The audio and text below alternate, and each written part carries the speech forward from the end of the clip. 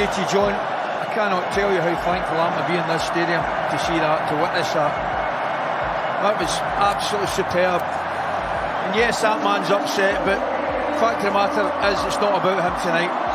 But congratulations, Morocco, because they have done themselves proud and they have done their nation proud as well. And as you can see, this is the route to the final. So they have taken the third semi-final spot, and they, of course, will play the winner of England against France, which takes place later on. Wow. What a 90 minutes or 98 minutes we have just witnessed. It was something very, very special. Part of history. Oh, it is. And you know what? The fans are still here behind us, and this stadium is still bouncing, Graeme, isn't it? Well, I mean, I have to be honest. I thought Portugal will have looked what Spain did against this team and said to themselves, that ain't going to be us. You know, we're going to get on the front foot. We've got better strikers. We will score goals against them. And once we do that, it could be an easy night. Well, they didn't do that. And then, you know, when you're a player on the pitch, see, when you start in the quieter moments when the ball may go out of play, your brain starts to drift and say, oh no, this is happening. And then when the goalkeeper comes, doesn't get anywhere near that cross, you find yourself 1-0 down, then the alarm bells are ringing in your head. And they huffed and puffed Portugal. At no time can you say, OK, they defended deep Morocco. But at no time was it last-ditch tackles to, you know, make clearances that were certain goals. Yeah, they threatened a couple of times, and we'll show them. But by and large, because of the determination and their aggression and their organisation, Morocco handled it very, very well. They handled the occasion well, didn't they? Because, of course, Portugal were the team that everyone thought would be the ones going through to the semi-final. And they had a fair few chances to get themselves there as well. Yeah, they had a couple of chances, especially in the second half. This was a good one from Ramos. He got his head against it, but he missed the target, missed the direction. By the way, it was not really the Ramos that we've seen, obviously, in the 6-1 win against Switzerland. And you can see here, you know, missed the target completely. There's another one here from Fernandes on the edge of the box. I think he just could have slotted in a little bit lower. But again, the frustration. But it says also a little bit. I think it's the closing down there has made him lift it more than he wanted to. But that's, you know, we're talking about the resilience of Morocco. I think because they missed all these chances, and because they were so close every time when Portugal tried to pull the trigger on them, you know, and it makes them difficult. But they were closing down. That's the thing. They were closing down all the time. So that's why it was so hard for them. We've got a bird's eye view of every time they came near to the Moroccan goal. They were sprinting at them, and they were making them hurry passes, making them hurry shots.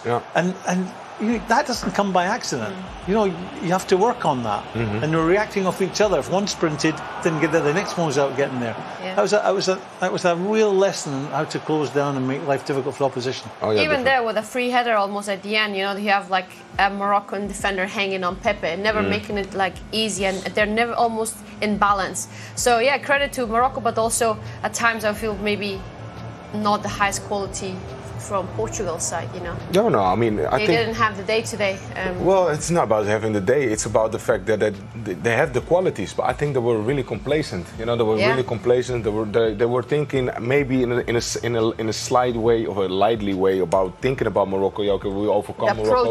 And the approach was was not the same approach that we've seen against them against Switzerland. You know, the high energy, high octane, always pressing. But you've got to give Morocco credit. Don't you think that was a case of Morocco had a game plan which worked very well against Spain. We're just sitting there every time that the Portuguese get the ball, we'll be back in numbers, and then that's already, it's okay to say that. But what generally happens if you're constantly bringing the team onto you, someone will go to sleep at a vital time. Well, none of them went to sleep at any vital times tonight. To a man, they were awake to every bit of danger, and they did it with so much determination and passion, and they were fighting for a cause. That was more than a football match to these guys. They were fighting for a cause tonight. They knew they had a real chance of making history tonight, and they've gone and done it. And they have gone and done it. I mean, they put in that real shift against Spain that we spoke about as well. But now, do you... I mean, but he will try to make it as fit as possible to the semi-final, because it's you find another level, right? It's a World Cup. It's a once-in-a-lifetime moment for him. We spoke a lot, didn't we, also about the squad depth of both of the sides, and we thought maybe squad depth would prevail and maybe Portugal would find something off the bench like Ronaldo, but it just wasn't meant to be. Nadia, talk us through the winning goal, though. Talk us through this moment, because this was special, wasn't it? Very special, you know, as I said, they have luck keeping the ball in Portugal's half, and then the ball gets to the outside back, and again you have 2-3 runners in the box, and this goal is just like pure class by the, you know, top man, top striker. he gets there. And again, it's the desire to want to jump higher than defender and getting in it. The keeper does look unlucky. But again, the striker is searching it.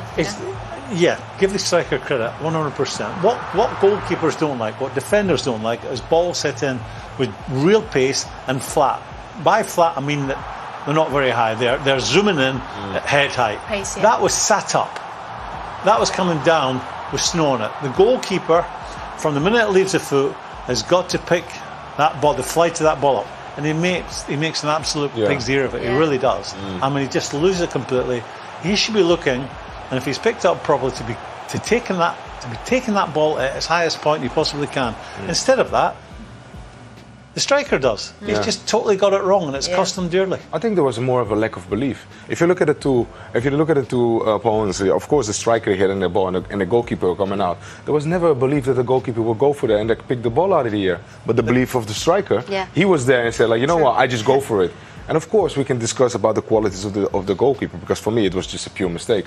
There was nothing of belief in there. Yeah. But I think that's what you need. But that is also it's in your 18-yard box. You, as a goalkeeper, you are the boss there. It doesn't matter. You have your hands as well. You have to do better in that sense. The reason it's easy is because it's so high. It's lofted in. It's not been, it's not flat. Yeah. No. It's not coming in zooming and It's then coming dipping at over last time. minute. It's coming constantly over time. going up.